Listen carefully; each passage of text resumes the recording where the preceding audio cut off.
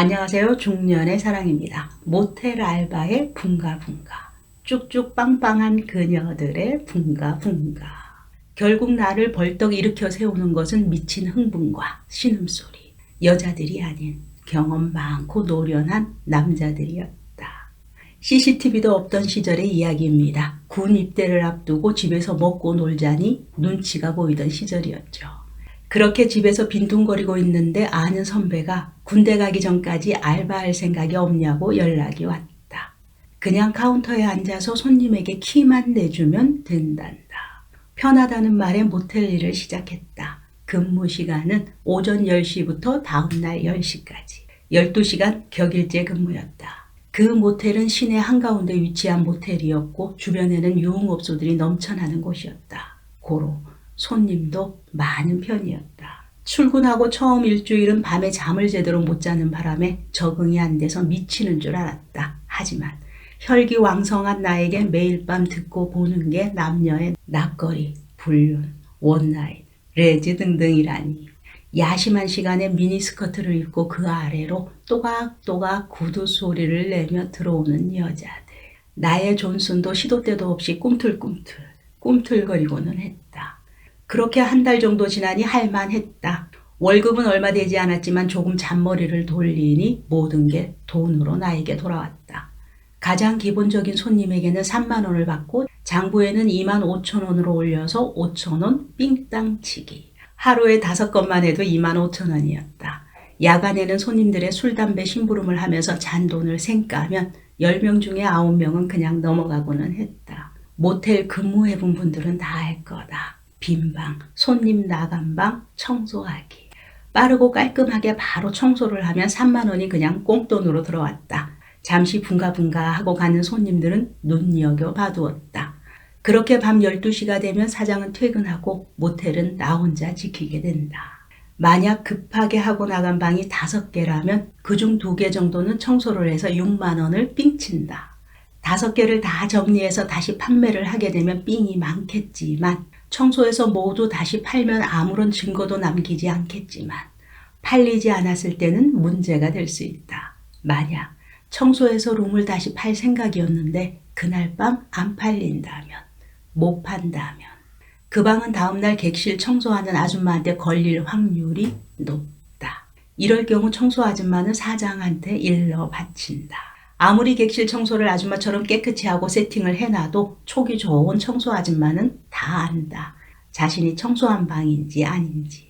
그렇게 한번 돈맛을 보기 시작하니 근무 시간만 기다려졌다. 마음 같아서는 24시간 한 달을 풀로 시켜도 일을 할 수 있을 것만 같았다. 그러나 시간이 좀 지나자 청소하는 것도 귀찮아졌다. 깨끗이 쓴 방만 청소하고 나머지 방은 바로 패스하고는 했다. 이때쯤 딴 생각이 들기 시작했다. 근무 시간 동안 심심하지 않고 재미있게 근무를 할 방법은 없을까? 그때 생각해낸 것이 소리로 여자 구별하기. 밤이고 낮이고 수많은 여자들의 소리를 원치 않아도 듣게 되니 소리만 들어도 업소 여자인지 일반 여자인지 구별할 정도는 되었다. 업소녀들의 신음소리는 90%가 똑같다. 그냥 한국의 성인 여와 배터리 부인 방전됐네 정도의 여성들이 내는 그 소리와 거의 흡사하다. 90%가 그 정도 소리. 어쩌다 1%는 조폭이나 진상, 아니면 나쁜 놈에게 걸려서 거의 울듯이 내는 신음이다. 그 1%의 여자들은 나갈 때 보면 울면서 나가는 경우도 꽤 있었다. 그러나 룸사롱에 정말 잘 나가는 여자들은 하루에 2차를 2번씩 뛰는 여자들도 있었다. 모텔 입장에서는 VIP 손님이었다. 그렇게 날마다 소리에 집중하다 보니 정말 예쁜 여자들은 어떤 소리를 어떻게 내는지 궁금해지기 시작했다. 도대체 예쁜 여자들은 어떻게 붕가붕가를 하며 어떤 소리를 낼까? 청순 가련한, 절대 화장실도 안 갈 것 같은 그런 여자는 어떻게 하는 것일까? 밤 근무를 서면서 열심히 머리를 굴려봤다. 카운터를 비워놓고 복도에서 귀를 기울이고 있을 수도 없고 뭔가 있지 않을까. 마음 편하게 붕가붕가를 아주 스펙터클하게 들을 수 있는 방법. 한동안 계속해서 머리를 굴려봤다. 스티븐 호킹 박사가 빅뱅 이론을 발표해서 세상의 많은 학자들의 반발을 샀지만 결국 빅뱅 이론은 과학이며 대세가 된 것처럼 내가 생각해낸 이 몰래듣기 장르를 역사는 먼 훗날 정식 장르로 인정하고 많은 영상물이 나오리라 믿어 의심치 않는다. 모텔의 전화는 모두 내선으로 연결되어 있다. 물론 내선 전화는 통화요금도 안 올라가고 서로 전화기를 들고 있으면 한쪽이 끊을 때까지 계속 연결되어 있다. 아, 이것이구나.